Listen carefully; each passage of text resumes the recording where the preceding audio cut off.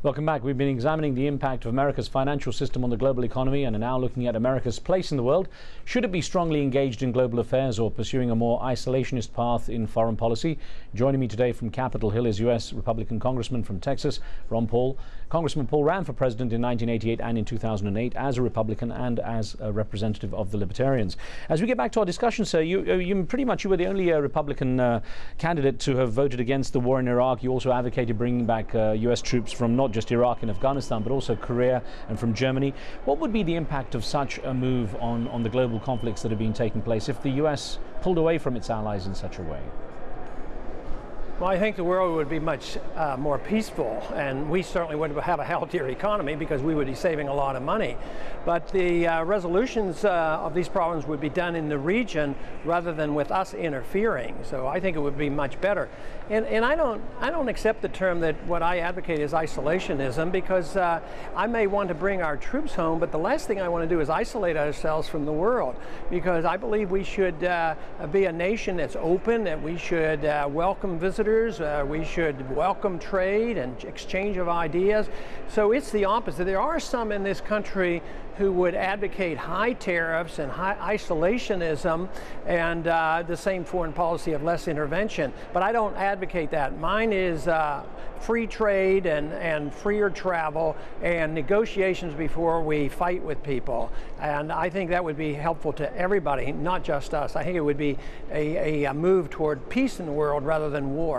But could it be a true partner with its allies around the world if it pulls out of NATO and out of the United Nations, as you've advocated, sir?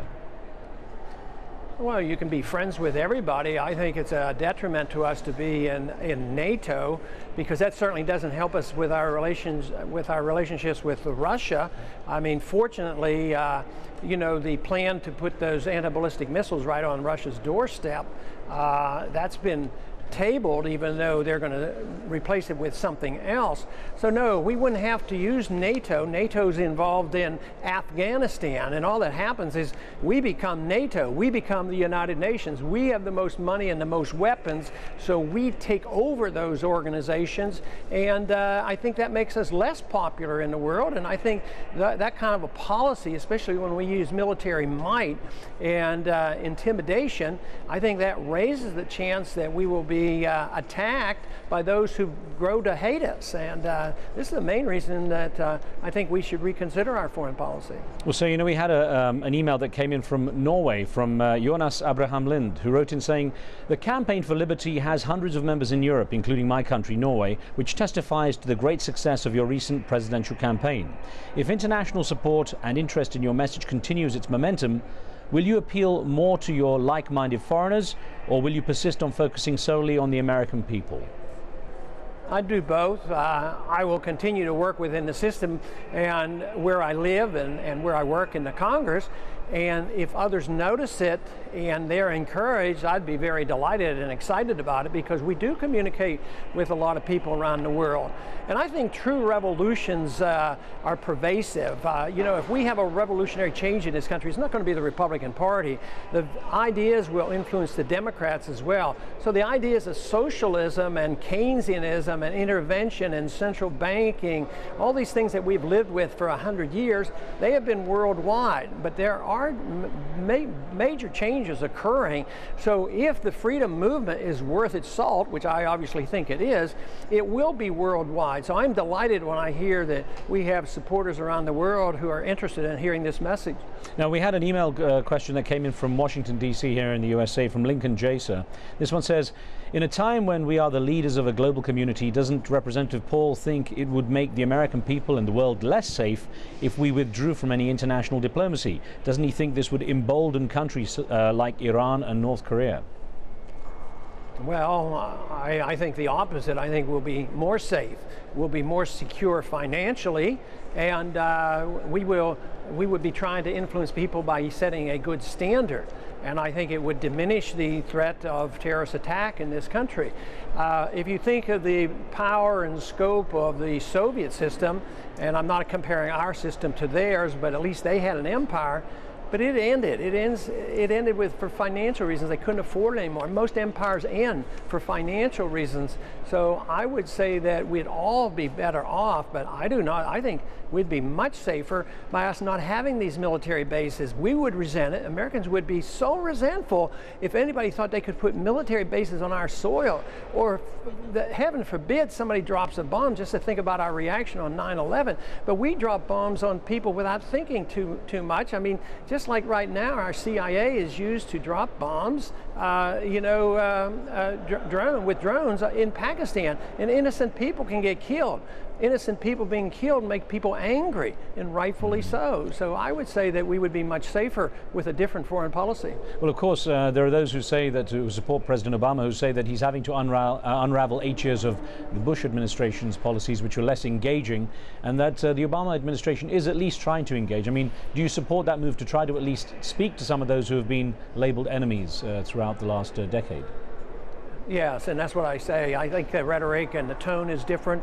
I think right now, of course, we're supposed to talk with the Iranians about their nuclear program on October 1st. But at the same time, all of a sudden there was a big concern expressed here in Pittsburgh and so-called new information, which I didn't believe it was new. So there's a conflict within the administration and outside the administration agitating, don't talk to them. They're trying to break those talks up. But I would agree with you that the fact that he's at least having some overtures toward talking with the Iranians, I think that is very, very good, and I encourage it. Presumably, so you don't think that President Obama is has become as much of a neocon as the former President George W. Bush, as you once said, then?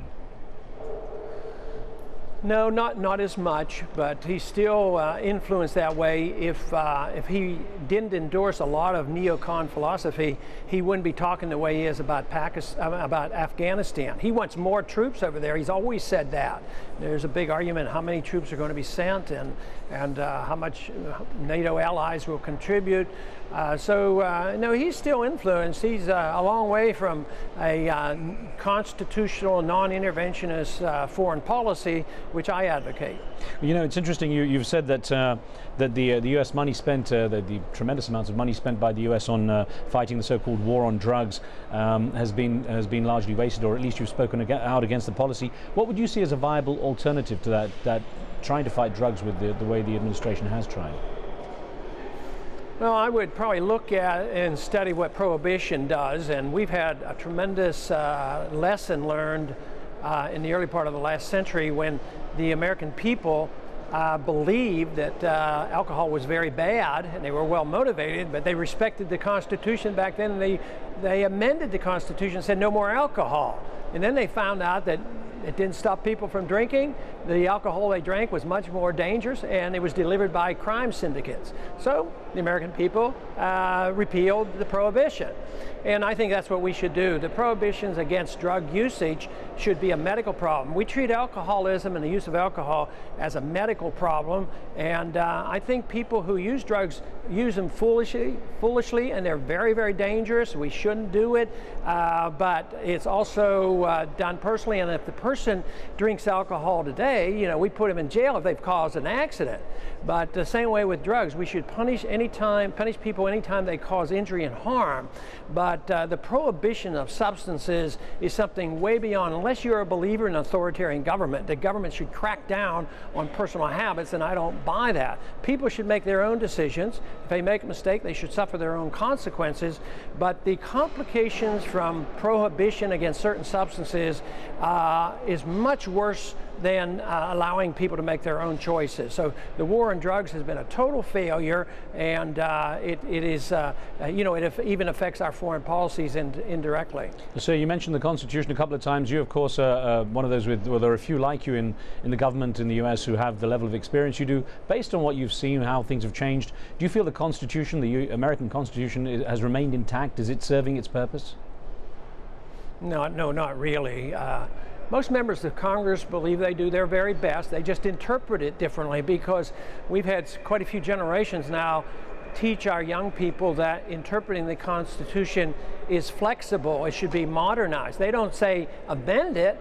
if you want to change it. They say, well, you can interpret certain provisions of the Constitution differently, and therefore you do have the authority. Some even argue that if the Constitution doesn't prohibit something, you're allowed to do it, and that's not the way it's written. The Constitution is written explicitly to say you can't do anything, that is the U.S. government, unless the Constitution gives you direct authority to do it.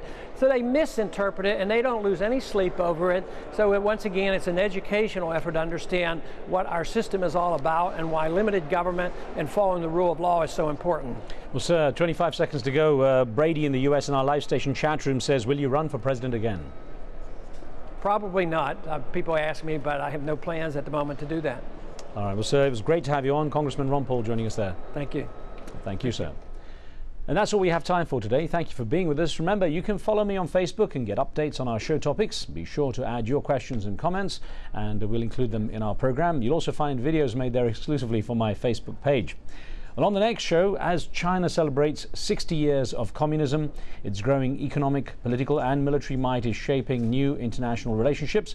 We examine the foundations of some of those relationships. We want your questions, so make sure you send those in the time. From me and the team for now, we'll see you.